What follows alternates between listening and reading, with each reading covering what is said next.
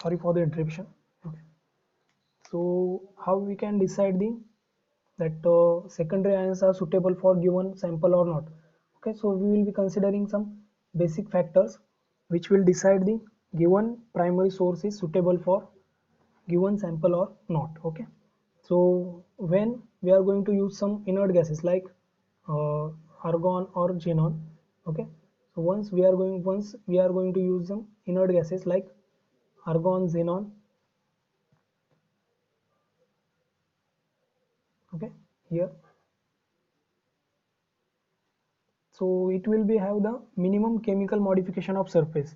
So this as since argon or xenon are the inert gases, so that will not like interact much with the our sample surface, so they will only eject the ions without any change in the or without any interaction with the surface. Okay, so these are suitable for the samples in which we don't want any sort of chemical modification. Okay, but main disadvantage is what their secondary ion yield is quite low. Okay, so that also we need to consider. Okay, so next is oxygen. Okay, next is oxygen. So when we are going to use oxygen, if we want the positive ion as the secondary, so secondary ions, if we require positive ions as the secondary ions, then we are going to use the oxygen as the source of primary ion. Then next is the cesium. When we are going to use cesium, when we require the negative secondary ions. Okay, and the last one is the liquid metal, that is gallium. Okay, so gallium is the liquid state, as we know that. Okay, at room temperature. So when we are going to use that, so that gallium is used for the specific technique like static that secondary electron mass spectrometer, that is static SIM. Okay, SIM technique. So this is also called as a liquid metal ion source. Okay, liquid metal ion source. So it is used along with bismuth or some other composite like gold, beryllium. Okay, so these are specific once we have some time of flight detector, which is okay, mass analyzer. So time of flight detector is there, then we are going to use this liquid metal ion source. Okay, so that we are going to see in detail in the ion source. Okay, so these are the um, again basic things that we have to again revise. Okay, so next part is the instrumentation of our SIM. Okay, instrument. So we have already seen this, what are the ion source, uh, how that impact which factor will decide the impact of ionization. Okay, and various types of sources and which type of mass analyzers are there. Okay, so these are the basic components of our uh, SIM instrument. Okay, so these are the basic components of the SIM instrument. Okay, so this already seen. Okay. So this is the basic instrumentation of mass this secondary ion mass spectrometry. So this is the block diagram of secondary ion mass spectrometry. So in this diagram we are clearly seeing what, so we are having this primary ions which are generated from where, primary source. Okay, so once the primary source generate the primary ion, it will incident on the sample. So various phenomenon will going to occur on the, so various phenomena are going to occur on the solid surface. So once that our interest is only on what, secondary ions. So once that secondary ions are going to get ejected, so that secondary ions are coming into the energy analyzer. Okay, so here that secondary ions are processed, so depending upon the which type of stable oxidation state there. Okay, or which element that in the various mm, uh, composition. Okay, so your element might be in the free state, that is atomic state, or some cases we are going to get some molecules in the ionic state. Okay, so that are divided into this energy analyzer based upon their kinetic energy, that we are going to see in detail. So which will next transfer to the mass spectrometry. Okay, mass spectrometer. So here mass spectrometer will analyze the mass of that coming ions. Okay, the mass of coming ions are determined by using mass spectrometer, and hence that data is sent to the detector. Detector will give you the mass spectrum. Okay, so the mass spectrum is what? It will be the intensity versus m by e ratio. Okay, so m by e ratio will give you the that exact idea about mass of that ion. Okay, so this is the basic instrumentation. So we will going to see each and every part one by one. Okay, so the first part is the ion source. Okay, so ion source is the first part. So the first ion source is the duoplasmatic plasmatron ion source. Duoplasmatron ion source. Okay, so this is the diagram for this. Okay, so suppose in exam they have asked you the instrumentation of this technique, so you need not to be like explain each and every source in detail. Okay, we are going to see the sources in detail, but suppose they have asked you in specifically like explain the duoplasmatron ion source in the sim technique, then you need to give the detailed explanation of that source. Okay, but in general they are like ask whole instrumentation of that techniques. Okay, so in this in that question you need not to be like explain each and every source in detail, you just need to like give outlook of that source. Okay, so the most commonly used ions are, as we have already known this. Okay, most commonly known used ions are like cesium or oxygen. Okay, so based upon the which type of secondary ion we require, we are going to use the these primary sources. Okay, and this duoplasmatron source is basically here in diagram you can see this. Okay, here in diagram you can see is basically what? Oxygen type of source. So we are going to get the secondary ions of what? Positively charged secondary ions. Okay, so the commonly used source for the ionization, so this is the most commonly used ionization source. Okay, duoplasmatron source is the most commonly used source for the analysis of gas species in the, okay, analysis of the gas species, which are using what? Arc discharge, which uses the arc discharge method. Okay, so what is meaning by arc discharge method? So here you can see that, okay, like gas is going to come from here. Okay, it will come, and here it will generate the, here we are having the gas molecules. Okay, once that gas molecules are come into the contact with this very high potential. Okay, here we have applied the very high current. Okay, high current is applied. So once that gas is come into the contact with very high potential or high current, it will be going to generate the plasma. Okay, plasmas.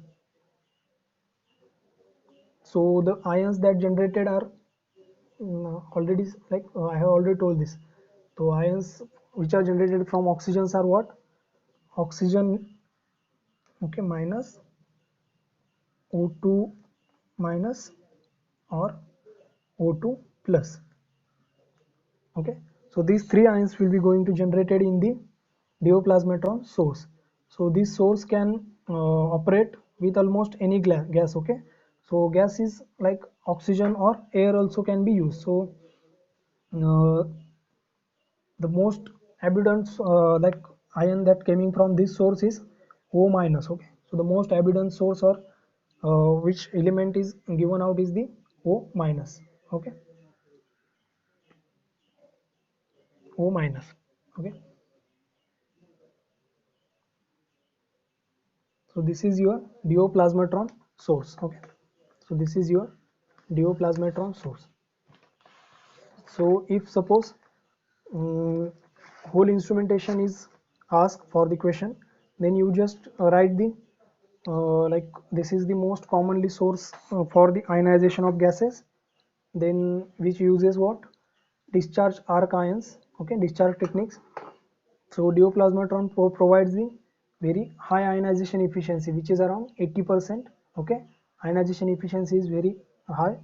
Also the energy spread means how that oxygen are differing from one another. Okay, that the ions, primary ions generated is having range in the like 30 electron volts. Okay, so there might be some other species, like different gases can also be used along with that oxygen. So that are the like argon, xenon, oxygen, nitrogen, or sulfur hexafluoride. Okay, so the most common use or most common primary ion obtained from this source is oxygen minus. Okay, so the keep in mind this O minus. Okay, so this is your pure plasmatron source. Okay, now the next source is your, okay, so liquid metal ion source. Okay, liquid metal ion source. So like we have seen some introduction of this liquid metal ion. So which metal is going to use here? Gallium. Okay, so the liquid metal is your is the gallium. So this is operating with what? Metals or metallic alloy which are liquid at room temperature. Okay, so the liquid metals which are in the liquid state at room temperature, that only can be used in this method. Okay, so these are the liquid at room temperature. Okay, so the intensity of this source is that is high resolution is there. Okay, so and this liquid metal ion source, that is LMIS, are specifically used in the when the detector is of like time of flight. Okay, TOF analysis. So means if we have the mass detector which is of TOF type, then only we are going to use this source. Okay, so gallium is the almost universally used for the uh, this liquid metal source. Okay, so other sources like I already told this, like bismuth or gold beryllium alloys, that can also be used for the as a source of this liquid metal ion source. Okay, so the output of this is around like very high voltage is given out. Okay, that at this tip very high voltage is provided. Okay, that is around 108 volt per centimeter. Okay, so the if we use gallium source and the gallium droplet is heated, so the gallium will flows down to the weight of tungsten needle. Like through this tungsten needle it will flow, like here given the liquid metal cover the tungsten tip. Okay, here tungsten tip is there. So along that tungsten tip, that gallium drop will flow and generate is the field of which is around what, 108 volt per centimeter. Okay, 108 volt per centimeter, and hence the gallium ions get extracted by the field ionization. Okay, so gallium will be generated what, which type of ions? Gallium plus. So the secondary ion will be of negatively charged. Okay, so the commercially available instruments can provide the beams of less than 10 nanometers. Okay, so like here given is it 50 nanometer. Okay, so the main requirement for this is the vacuum. Okay, so vacuum should be there at the tip of this tungsten. Okay, so the main important things to be like remember in this is which type of metal, that is gallium, we are going to use, and which type of technique we are going to use this. So basically we are going to use this source when we are having TOF type of detector in the mass analyzer. Okay, and the what is the output or voltage output that we are going to get. So once we have used the gallium as a source, then we are going to get 108 volt per centimeter of output. Okay, and the commonly used that source is having focus of around what, 50 nanometer. Okay, less than 50 nanometer. Okay, so this is our second source. Third source is like cesium ion source. Okay, third source is our cesium ion source. Okay, so cesium ion source are used to enhance the negatively charged ion. Okay, so cesium will be stable in what, plus oxidation state, so it will give its one electron to the more electronegative atom like carbon, oxygen. Okay, here we have given like elements like carbon, oxygen, or sulfur. Okay, so this is basically useful for that ions. Okay, So the cesium gun which can only operate in the positive mode. Okay, cesium gun will operate in the positive mode. So cesium are the smaller which generates the like negatively charged ions. Okay, and also like we are going to get the more number of ions. Okay, so cesium is like we all know that. Okay,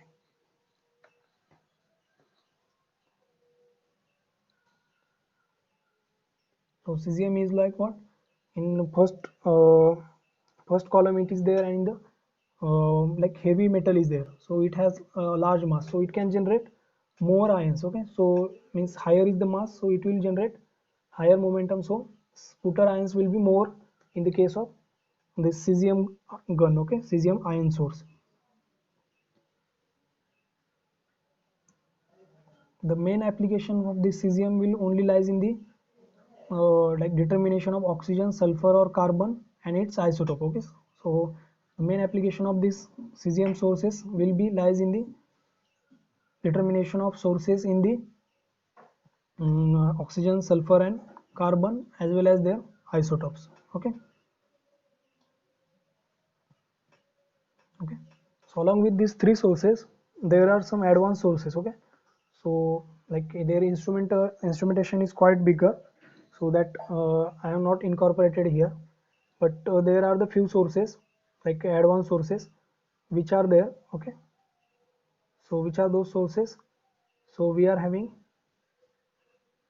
two sources, means one is the radio frequency plasma source. Okay, we are having one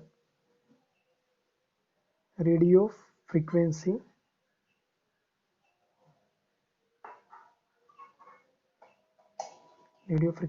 plasma source.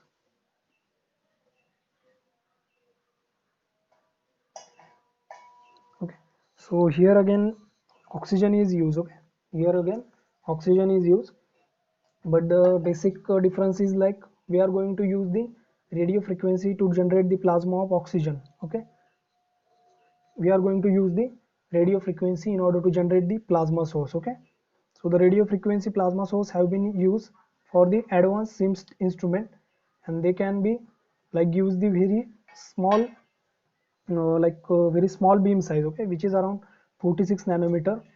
Okay, so the brightness of means how much intense that primary beam is there, which is about 10 times the more intense than the dioplasmatron instrument. Okay, so it is quite advanced as well as it will give you the better primary ions. Okay, so it will improve what lateral resolution as well as detection of electropositive elements can be possible by using this radio frequency plasma source. So this is your fourth source. Okay, the fourth source, that is the radio frequency plasma source. And the last source, that is fifth number, is the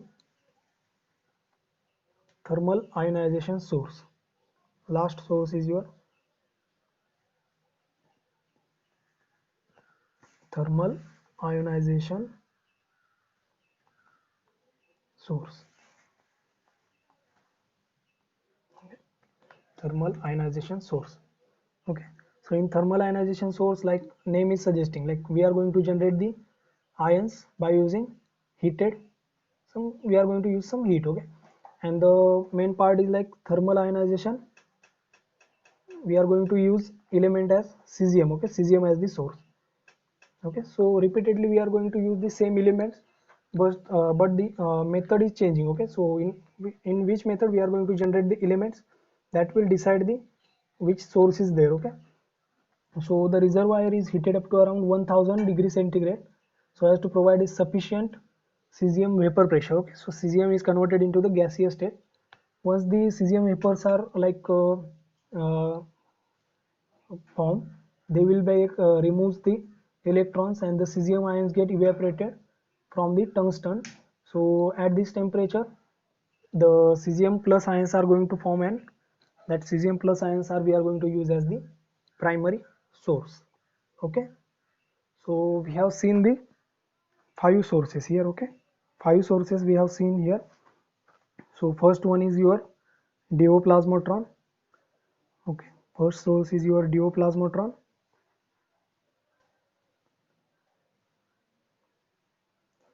Okay, dioplasmatron.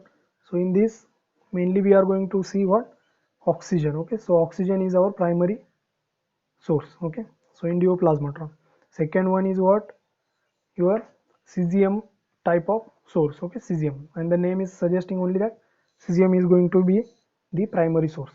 Third we have seen is the liquid metal type of ion source, in which we are going to use the gallium source, which is gallium plus, and the output will be what? Output will be the negative charge ions. Okay, negative charge ions. Okay, the like second last is the radio frequency. Okay, radio frequency plasma source. So here we are going to oxygen as the primary source, so we are going to get the positive ions as the secondary ions. Okay, and the last source is the thermal ionization source, in which we are going to use the cesium. Okay, so these are the 5 sources that we are going to we are having in the SIMS technique. Okay, thank you.